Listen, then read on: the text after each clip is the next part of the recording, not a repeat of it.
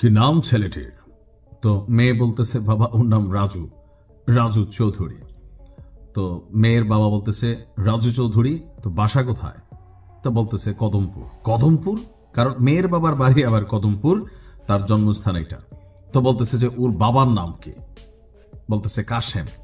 কোন কাশেম? ওই এলাকায় একটা খুনি কাশেম ছিল। বলতেছে কি খুনি কাশেমের ছেলে? বাবা ওর বাবাকে ফাঁসি দেওয়া হয়েছিল, তো আসলে ওর বাবা অন্যায়টা করে নাই, বাট রাজু ভালো ছেলে। বাবা বাবা তুমি রাজুকে মেনে নাও। খবরদার, এই সম্পর্ক আমি কখনোই মেনে নেব না।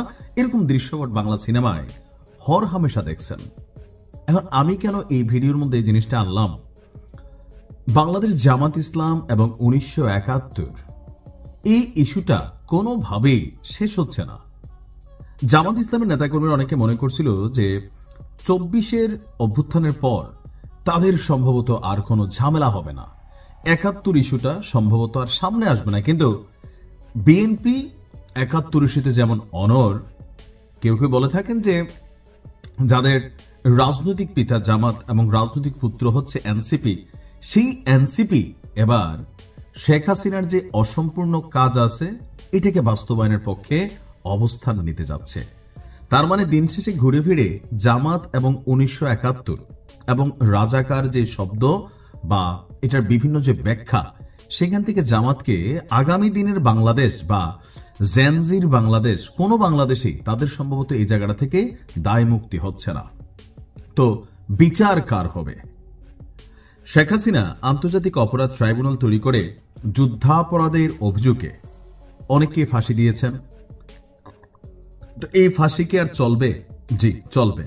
আওয়ামী লীগের বেলায়ও যেমন রায় ঘোষণা হবে ফাঁসির রায়, তেমনি 1971 সালের যুদ্ধাপরাধী যারা আছেন তাদের বিচার চলমান রাখতে চায় এনসিপি। আজকে খুবই জ্বালাময়ী বক্তব্য দিছে এই নাসিরউদ্দিন পাটোয়ারিকে। 3 দিন আগেও জামাতের যে সকল নেতাকর্মীরা বাহ বাহ ভাইয়া, তারপর হচ্ছে ধরেন পিঠ চাপড়ে এদেরকে সামনে নিয়ে আসছেন, আজকে দেখেন তারাই আবার তাদেরকে কাটছেন।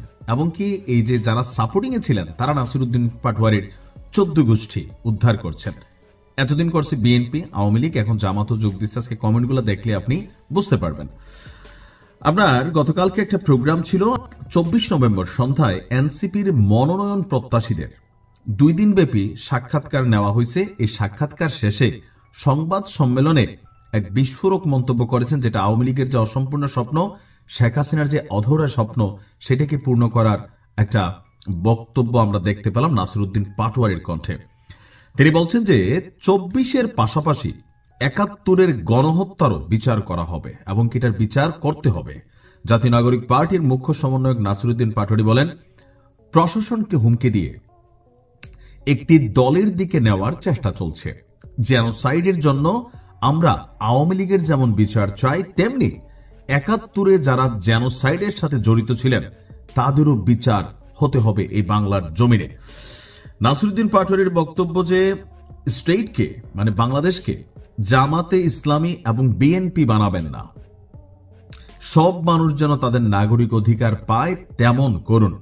নির্বাচন কমিশন একদিকে ঢেলে পড়েছে ধর্মীয় ফ্যাসিবাদ, চাঁদাবাজ, সন্ত্রাস থেকে বের হয়ে আমরা নতুন পদ্ধতিতে এগিয়ে যাচ্ছি, যা গণতন্ত্রের নতুন জোট দেখতে পাবে বাংলাদেশ, যা সন্ত্রাস, চাঁদাবাজ এবং দুর্নীতির বিপক্ষে আগামীর ব্যালট গণতন্ত্রের পক্ষেই জয় আনবে। তো বুঝতেই পারছেন যে জামাতের একজন নেতা যেমন বলছিলেন, জন্ম নিয়েই বাপের সাথে পাঙ্গা নিও না।